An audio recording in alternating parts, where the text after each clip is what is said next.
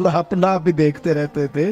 گرچہ آئینہ دیکھنا بری بات نہیں، لیکن صرف اپنا آپ ہی دیکھتے رہنا اور ہر وقت دیکھتے رہنا خدا مجھے ایسی خدائی نہ دے کہ اپنے سوا کچھ دکھائی نہ دے. یہ بھی کوئی اتنا ٹھیک مسئلہ نہیں. آپ غور فرمائے کیا عرض کرنا چاہتا ہوں آپ کی خدمت میں میرے عزیز.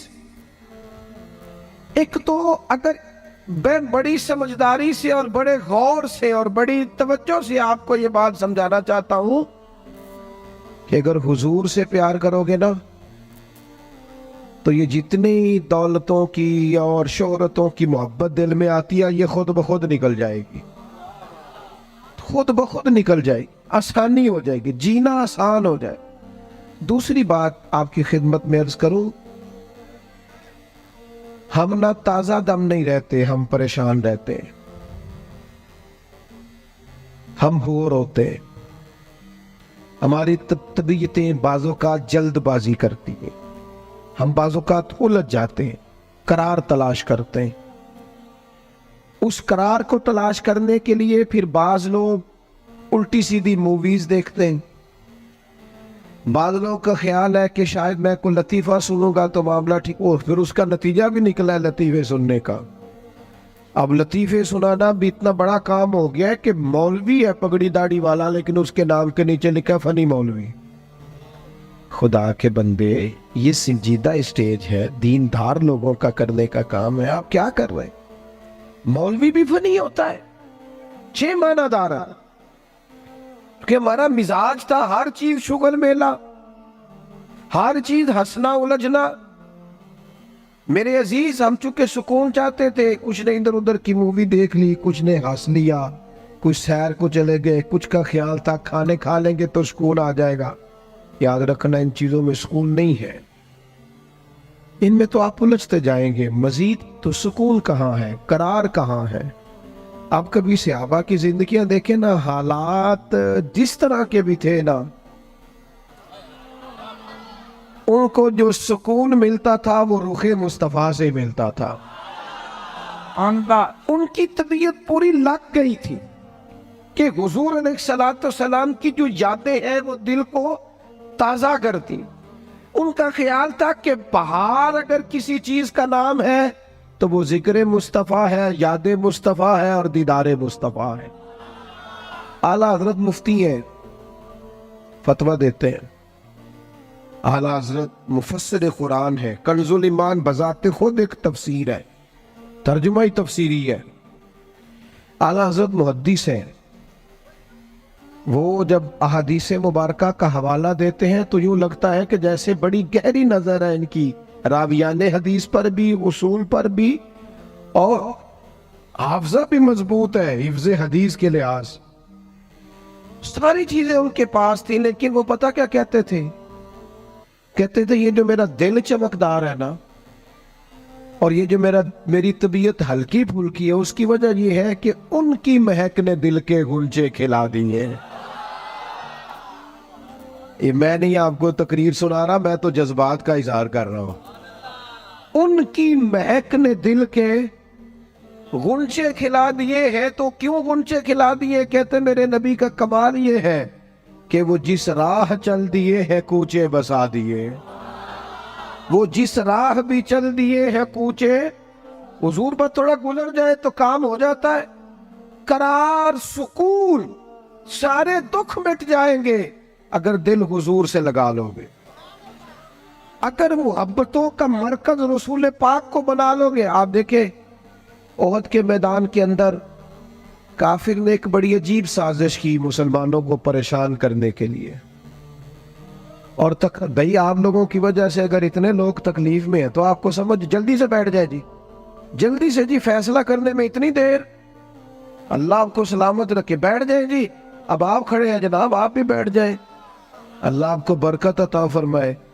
اچھا ایک بندہ محفل میں کھڑا ہو جاتا ہے موبائل لے کے، اللہ انہوں سمجھنا چاہیے کہ باقی سارے کل بھی ہیں موبائل.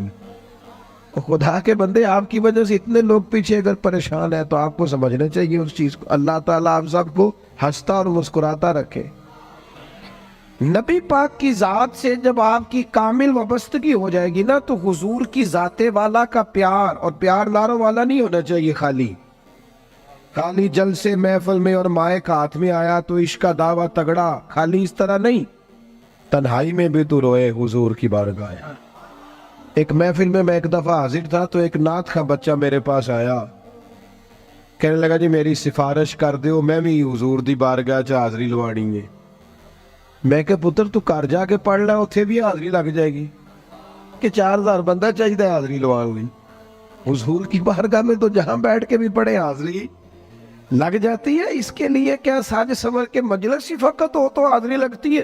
یہ بھی اعلیٰ حاضری ہے، پر وہ تو واللہ وہ سن لیں گے اور فریاد کو پہنچیں گے ہم۔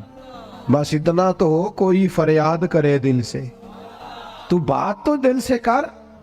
آپ کی جب کامل وابستگی حضور سے ہو جائے گی نا، تو یہ غربتوں کا ڈر، یہ پریشانیاں، یہ آزمائشیں، ایک جگہ رونا نہیں رویا حضرت بلال نے کبھی اپنی غریبی کا، ایک جگہ پریشان نہیں ہوئے کبھی حضرت سلمان فارسی کے میں پردیسی ہوں، ایک جگہ بھی کبھی جناب صہیب رومی کو تکلیف نہیں ہوئی۔ کیوں بلا؟ اس لیے کہ حضور کی محبت ایسی دوا ہے جو ہر بیماری سے شفا عطا کر دیتی۔ احد کے میدان میں کافروں نے ایک چال چلی تھی، ان کو پتا تھا کہ کون سی بات مسلمانوں کو زیادہ پریشان کر سکتی ہے۔ انہوں نے ایک افواہ پھیلا دی تھی کہ معاذ اللہ حضور کو شہید کر دیا گیا۔ اس کی وجہ سے شدید پریشان ہوئے صحابہ، اور جنگ کے جو نتائج برعکس آئے اس کی بڑی وجہ یہ افواہ بھی بنی۔ اب صحابہ بڑے پریشان تھے، حضور شہید ہو گئے۔ کچھ لوگ نا میدان احد سے جب واپس آ رہے تھے نا، جنگ ختم ہونے کے بعد، ایک خاتون جا رہی تھی میدان جنگ کی جانب۔ عورتیں اپنے مزاج کے لحاظ سے کمزور ہوتی ہیں قلبی طور پر، اور بڑی خوبصورت بات لکھی ہے علماء نے، کہتے ہیں عورت کے دل میں درد زیادہ ہوتا ہے نا، پیار زیادہ ہوتا ہے، اور یہ جو وہ کمزور واقعہ ہوئی ہے اسے عیب نہ سمجھو۔ اسی لیے تو اللہ نے بچے کو پالنے کا ذمہ اس کا لگایا ہے کہ وہ شفقت زیادہ رکھتی ہے، محبت زیادہ رکھتی ہے، درد دل زیادہ رکھتی، اس لیے جس درد سے وہ بچے کو پال لیتی ہے نا۔ میرا بیٹا ایک دن گھر میں کچھ پکا ہوا تھا، اس کی اماں کہنے لگی کھانا کھاؤ، کہتا ہے میں نہیں کھانا۔ وہ دی اماں کہندی میں بڑا زور لایا، بڑی محنت کی تھی، بڑی گرمی چ پکایا، اج تے ہی کھانا پڑا ہے۔ کہنے لگا میں نہیں کھانا، میں آرام سے کھانا کھا رہا ہوں۔ اب وہ ماں بیٹا بحث کر رہے ہیں، تھوڑی دیر گزر گئی تو مینوں کہندی تسی کیوں نہیں بول دے؟ میں کہا مینوں پتہ ہے کنے جیتنا ہے، تھوڑی دیر بعد کھلو جو، مینوں پتہ ہے کنے جیتنا ہے۔ وہ بچہ اٹھ کے اندر چلا گیا، کہنے لگا میں نہیں کھاندا، تسی کھاؤ۔ وہ پھر 5 منٹ لنگے تو وہ پکانا شروع کرتا جو بچہ کہہ رہے ہیں۔ تو میں کہا میں نے تو پتہ ہے نا نتیجہ کی ہے، تو اس بحث میں جانے کی ضرورت ہے؟ اس لیے کہ ماں اولاد کے سامنے ہمیشہ ہی ہار جاتی ہے، وہ اولاد کے سامنے جیت سکتی وہ نہیں جیت سکتی نا۔ شفقت ایسی ہے، عورتیں مزاج کے لحاظ سے اللہ تعالیٰ نے نرمی دی ہوتی، اس کو عیب نہ جانا جائے، یہ اللہ تعالیٰ نے انہیں ودیت کی ہے چیز۔ تو خاتون جا رہی ہے میدان احد کی جانب، وہاں سے صحابہ آ رہے، تو خاتون پوچھتی ہے صحابہ سے حضور کا کیا حال ہے؟ تو ایک صحابی اپنے لہجے میں گویا کہنے لگے خبر مشکل ہے، پر تجھے سنانی بھی ضروری ہے، اس جنگ میں تیرے بھائی کا انتقال ہو گیا ہے۔ بہن کے لیے اس سے بڑی بھی کوئی خبر ہوگی کہ بھائی کا انتقال ہو گیا؟ وہ خاتون نے یہ خبر سنی، اِنَّا لِلَّهِ وَإِنَّا إِلَيْهِ رَاجِعُونَ پڑھا، آگے گزر گئی، اگلے صحابی سے جا کے پوچھتی ہے حضور کا کیا حال ہے، اور بے چین ہے، دوڑی جا رہی۔ یہ میری بات کو سمجھے آپ، کسی ایک جگہ جب آپ کی محبت کا غلبہ ہوتا ہے تو پھر بعض غم لگتے ہی نہیں، آپ کی کیفیت ہی اور ہوتی ہے زندگی گزارنے میں۔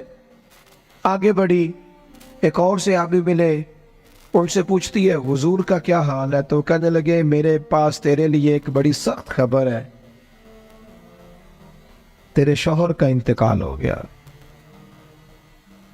اس نے تھوڑی دیر کے لیے خاموشی اختیار کی، اللہ کی رضا پہ راضی رہنے کے کلمات ادا کی اور آگے بڑھی۔